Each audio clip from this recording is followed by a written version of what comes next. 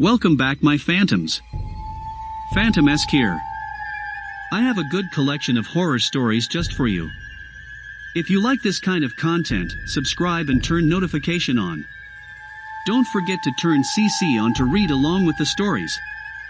Without further ado, let me creep you out. The first story is called Snapped by Happy Hobbit. I was an RA in a dorm for 2 years in college. A girl who had been having stress issues finally snapped. She was found by someone in a dark stairwell. I was in an older dorm, circa 1887, so there were plenty of nooks and crannies. By the time she was found, she had already torn out over half of her hair, and had eaten it. She just kept on saying, "I just need a haircut," in a perfectly normal voice. It took 6 of us and the police sedating her to finally get her strapped down to an ambulance gurney. To this day I can't forget how powerful she was. She couldn't have weighed over 120 pounds, yet she had this sort of superhuman ability to rip her arms away to tear out another clump of hair, and stuff it into her mouth. All with a perfectly straight face.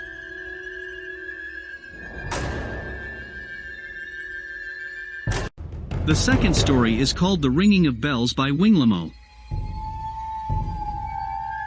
This isn't something I heard from my kid's room, but it was something creepy heard over a baby monitor. I did at-home care for a little while, and there was this one client I had a couple of years ago. The lady I assisted had dementia, and she was just at the point where the good days were fading. We had a baby monitor in her room so we could hear when she was waking up. I'll go ahead and mention that we also had bells pinned to her sheets so that when she was trying to get up on her own, fall risk, we would hear the bells jingle. It was common to hear her down in her room talking to that man. Asking, "Who are you? And what is it?" To an empty room. One evening her and I were in the living room together by ourselves, and I heard the bells start jingling on their own over the baby monitor. There was no ceiling fan, the AC/heat wasn't running, no windows were open. I always had bad feelings in her house, with things like cabinets opening and one really creepy time where it's sounding like footsteps coming down the hallway, which really scared me. I'm honestly glad I will never have to go into that house again.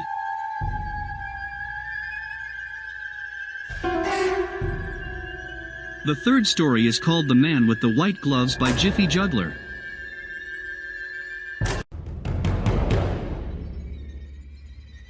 I was driving on some country roads at 1 a.m. with my buddy one night in the summer. Come up to a 1-lane, old, rickety bridge at the bottom of a valley.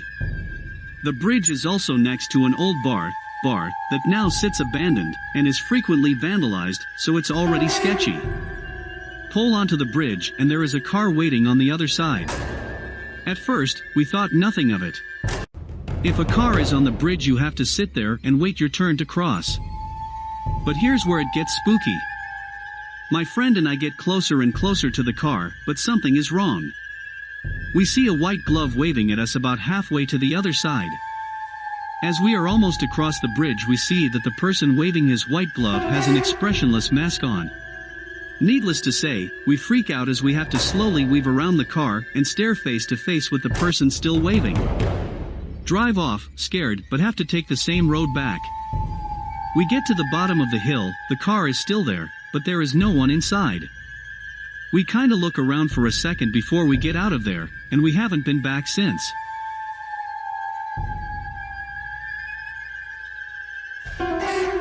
Before we continue, I humbly ask you to like the video and subscribe to my channel. It helps the YouTube algorithm. The fourth story is called The Apartment by Grumpy Dietitian. This happened to a friend of mine. It's a Sunday. She comes home to her apartment from running errands around 1 p.m. She was in med school at this time, so she pretty much parked herself at the kitchen table and studied for the next 5 to 6 hours. She's sitting there and looks up to see a dude casually stroll out of her bedroom. No other entrances, she's sitting by the front door, so he's been there the entire time she has been home. He pauses at the doorway to her kitchen, between her and the door. She basically froze. Then her phone rang and kind of startled both of them. She ran to get the phone, he ran out the door. She moved out and got an enormous dog.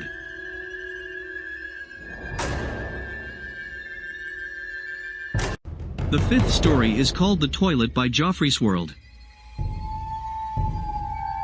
This happened to a friend of mine a few years ago when he and his wife were hiking in the Gold Coast hinterland in Queensland, Australia. After a good day's hike, they stopped at the rest stop to use the bathroom before heading back to the car. The bathrooms at the rest stop were compost toilets, so the block of toilets was positioned on top of a large tank. The waste goes in the tank and breaks down naturally, and in the winter months often shoots a blast of cool air up the bum of anyone using them. My friend's wife went to use the ladies while he waited outside, but she'd not been in there long when he heard her scream and rush out of the toilet. It's Australia, so there are many reasons for running out of a bush toilet screaming: snakes, spiders, drop bears, Ivan Millat, but this one takes the cake. There's a man in the toilet. My friend was confused. His wife explained to him that she'd gone to the loo, and after she'd finished she'd looked into the tank. Come on, you know morbid curiosity would get the better of you too, and there, submerged in liquid poop, she saw a bald man staring up at her. He didn't believe her, but she was adamant he'd go look, so he went into the ladies, and with the flashlight from his iPhone he illuminated the poo pool to get a better look. He couldn't see anything, but she was certain there was someone hiding in the tank watching people use the toilet. As they were leaving and still arguing about it when they were approached by a man. "Excuse me, but did you see something weird in the toilet?" My friend's wife answered yes. The man replied, "Was it a man?" He and his girlfriend had been hiking the weekend before, and his girlfriend had seen the same thing. They all ran back up to the toilets for a second look. When they reached the door they heard a sound from behind the toilet block. My friend and their new acquaintance went around the back of the toilet block to check it out while his wife looked in the tank from the bowl. At the back of the tank the top hatch had been opened.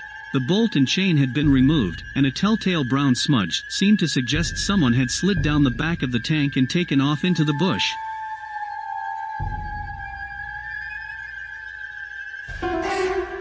The sixth story is called Under the Bed by Myra. I had just moved into my first apartment and was in the process of moving in.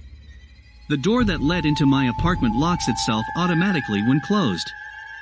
So, I was going to the entrance of the apartment complex to get my mail while talking on the phone with my boyfriend. I returned to my apartment and sat on the bed while opening the mail. While using the phone, I dropped the phone on the floor, and it landed under the bed, so I had to lie on the floor and stretch for it. I saw something that caught my eye. There was someone under my bed. My eyes widened and I choked the urge to scream. The person under my bed was lying still with his back towards me and his head to his chest, so I couldn't see his face. And he didn't see me. Trying to be rational while so many thoughts rushed through my head, I picked up the phone, said, "Sorry, I dropped my phone. I'm just going to take a shower and call you back." The bathroom is right by my bed, so I hastily walked in, quietly locked the door, turned the shower on, jumped out my window, my apartment is on the first floor, and called the police. They told me to wait nearby, but to go across the street and see if anyone comes out the door to the apartment complex. This was during summer, and it was still light out. I placed myself across the street, hiding behind a car while watching my open bathroom window and the entry door. I called my boyfriend and he came to me just before the police. I gave them my keys and they went inside. Only moments later 2 cops came out holding a thin and tired-looking man. His eyes looked crazy, but he didn't try to get away. The policeman that had stood beside me and comforted me while the police searched through my house. I was a mess, shivering and crying. Told me that the man stood outside my bathroom door with one of my kitchen knives waiting for me to come out. This man had somehow crept in my entry door while I was getting my mail and hid under the bed. The man that was trying to hurt me turned out to be a homeless person and was placed in a mental hospital. My boyfriend moved in with me the very next day.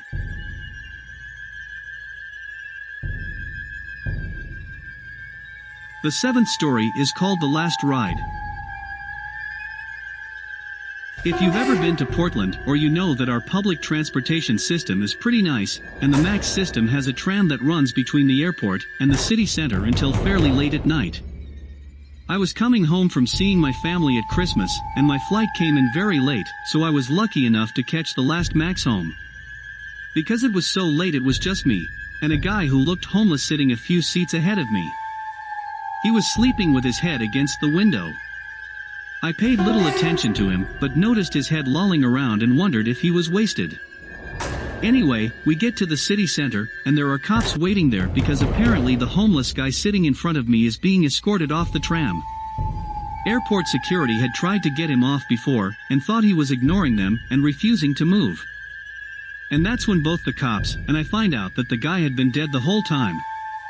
He had overdosed at some point before the Max had even arrived at the airport. We had been riding on that dark midnight ride alone together with one of us fairly deceased.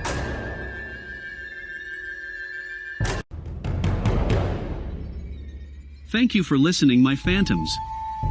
If you make it this far, make sure to subscribe and turn notification on so you will be updated of my new uploads, and check out our playlist for more terrifying stories. Share with a friend who might like this.